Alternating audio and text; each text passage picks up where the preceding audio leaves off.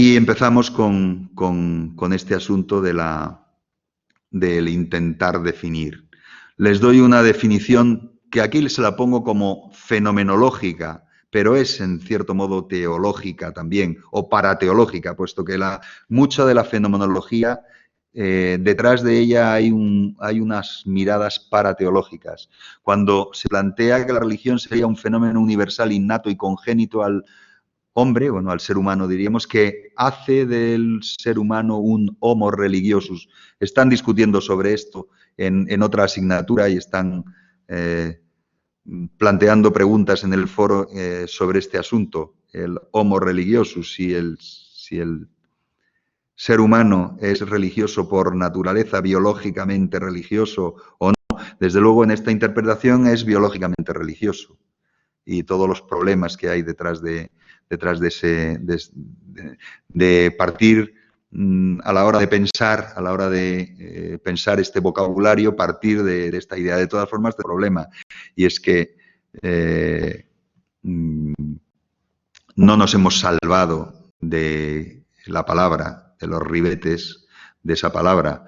Y lo único que desde esta aproximación que podríamos llamar fenomenológica, los ribetes esencialistas son evidentes.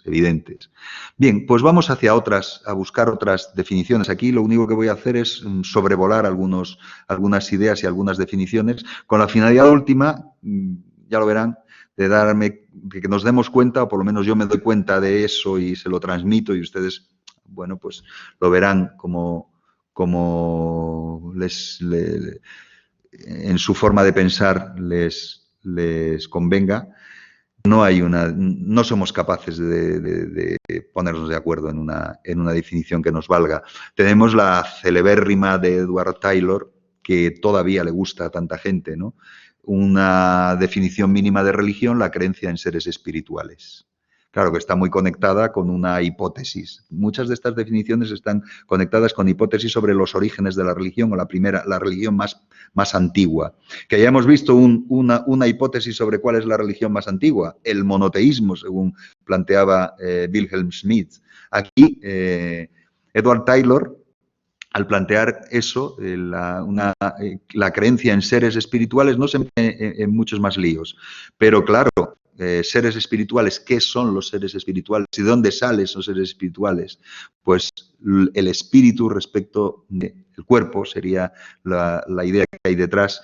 Y aún más, el origen de la religión, ¿cuál sería? Pues la que se construye desde el momento en que imaginariamente se figuran que lo material se convierte en algo invisible pero espiritual, o visible para algunos que dicen que lo ven como espiritual.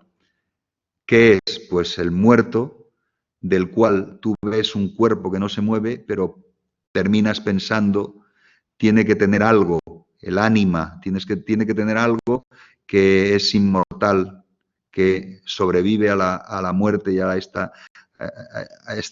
asunto horrible, ¿no? Entonces, ¿qué surge? Pues de esa idea de que religión igual creencia en seres espirituales, un modelo de pensar el origen de la religión, que es el animismo. El mundo animado, lo mismo que el cuerpo muerto está animado imaginariamente porque tiene un alma, un ánima, así el árbol tiene un ánima, la luna tiene un ánima, o el luna tiene un ánima, el sol o la sol tiene un ánima, y la totalidad de lo que vemos tiene una otra parte que no vemos, que es ese mundo de lo espiritual. ¿Qué es lo que ocurre? O de lo religioso, realmente, porque sería eso, ¿no? ¿Qué es lo que ocurre detrás de esta definición?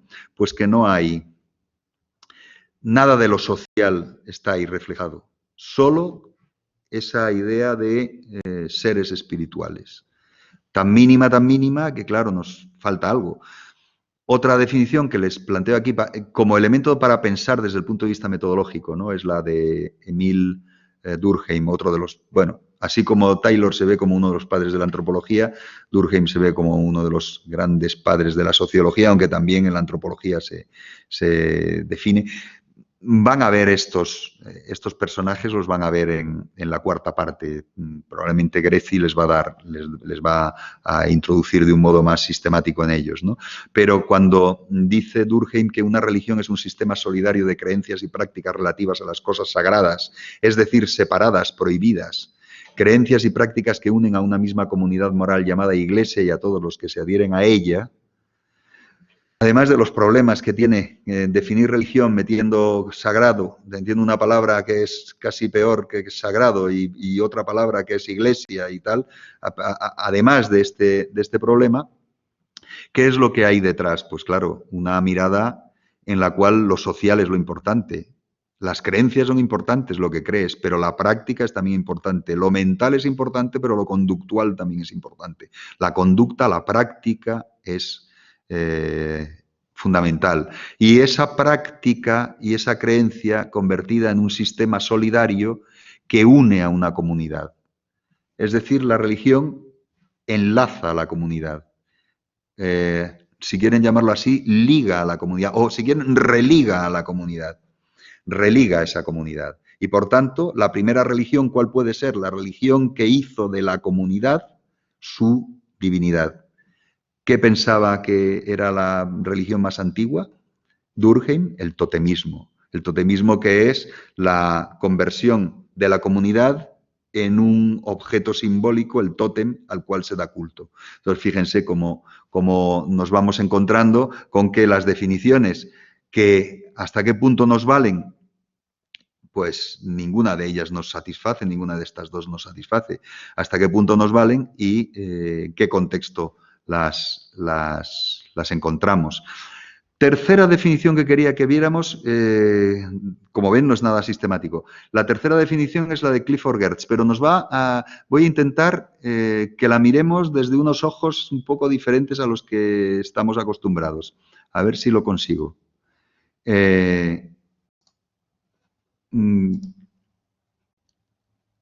Sí, lo he conseguido. Vamos a mirar esto que estamos intentando aquí, que es, vamos a ver, definiciones de religión, algunas.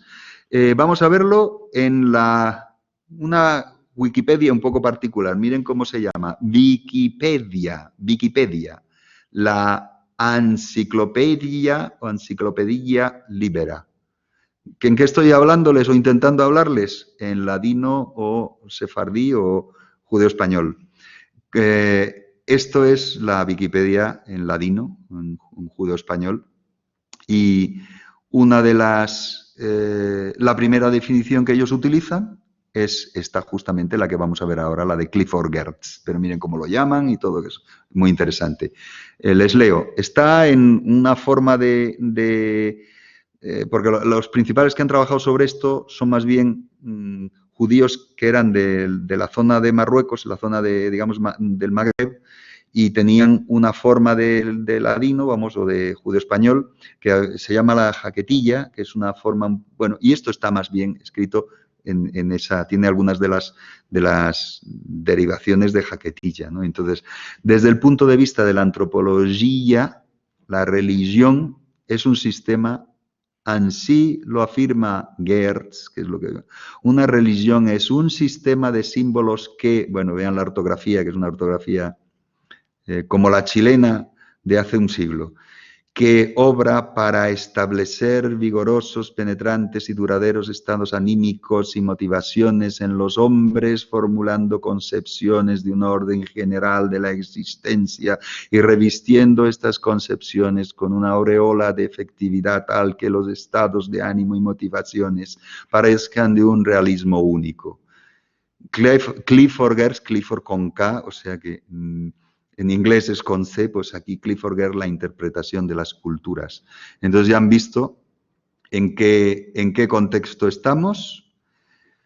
La definición de Clifford Geertz, este gran antropólogo muerto en 2006 y que intenta una definición de religión. Ya han visto que ni se quiere meter en creencias en seres espirituales, ni se quiere meter en el lío de las prácticas, ni se quiere meter en el lío de las cosas sagradas, ni de la comunidad moral, ni de iglesia, ni de nada. Pero ¿qué termina planteando? Pues algo que lo mismo sirve para la religión, por lo menos así lo veo yo, para la religión que para quién sabe qué otra cosa. Quién sabe qué, el cine, por ejemplo, a lo mejor. La realidad virtual. Bueno, tienen la de Marx, que ya la verán en su momento. Un sabio fue Max Weber, que no se atrevió a definir religión. Se lo dejó para el final. Dijo, bueno, pues cuando sepa más, lo haré. Y murió antes de saber lo suficiente. Aunque ya saben que había partido del calvinismo, del protestantismo, y a partir de ahí había dado un salto. A él lo que le interesaba es conocer el porqué de la modernidad, por qué la modernidad había funcionado como había funcionado y había creado el capitalismo, cómo se había construido el capitalismo desde el punto de vista de los modelos, si quieren llamarlo así, imaginarios colectivos o los modelos de pensar el mundo, ¿no? Y entonces explicó eso en su trabajo tan célebre de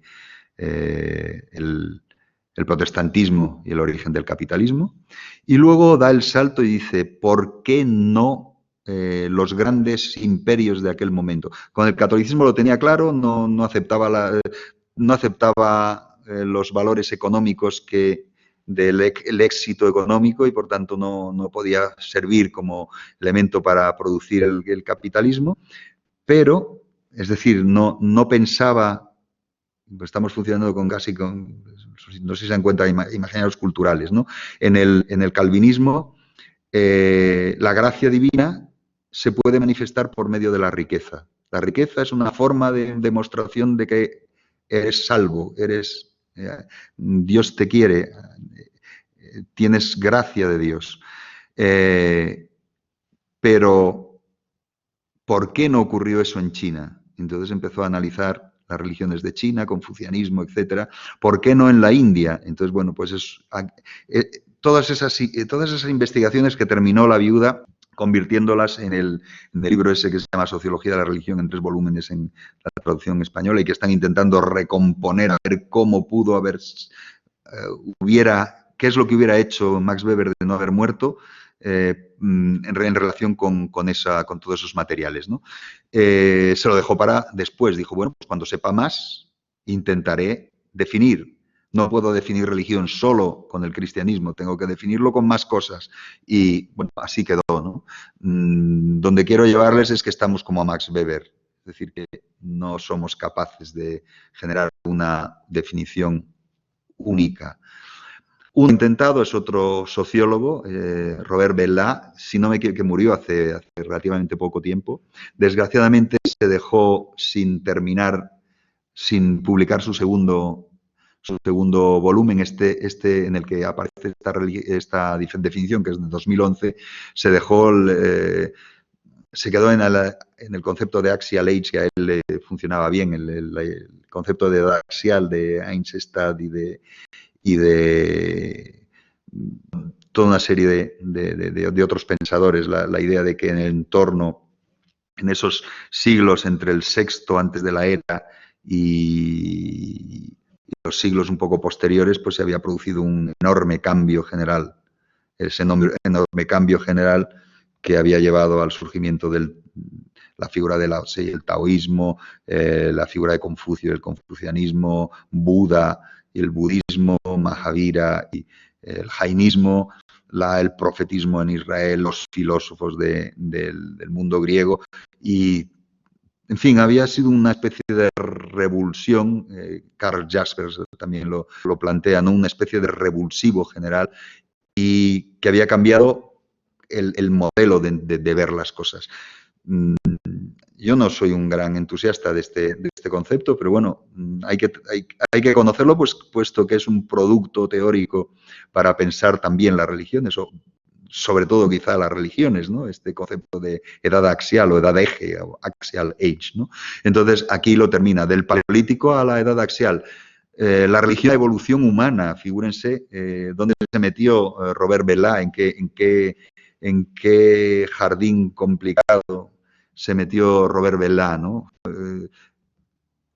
Evolución humana en relación mezclado con el concepto de religión. Bueno, lo que hace es intentar producir alguna definición ahí que le pueda funcionar y utiliza dos de las que hemos visto antes, cambiando algunos conceptos para probablemente dotarlas de un mayor significado.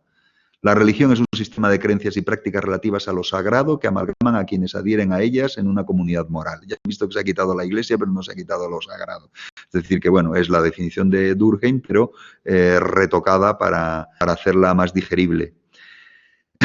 Y otra de las que plantea, religión es un sistema de símbolos que, utilizado por los seres humanos, establece vigorosos, penetrantes y duraderos modos y motivaciones que otorgan sentido relativo a la idea de un orden general de existencia.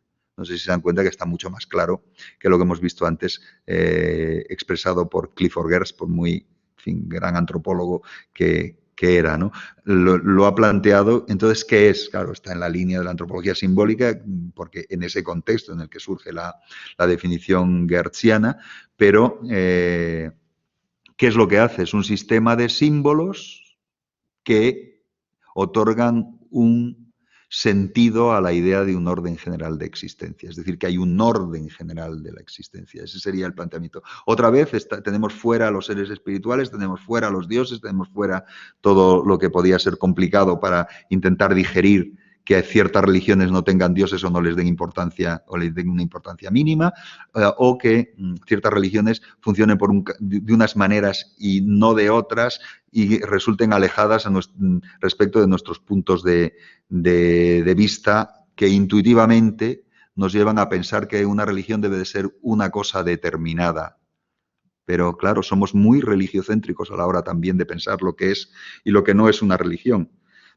Y somos muy religiocéntricos a la hora de incluso discriminar qué debería incluirse. A veces se dice que el confucianismo no es una religión.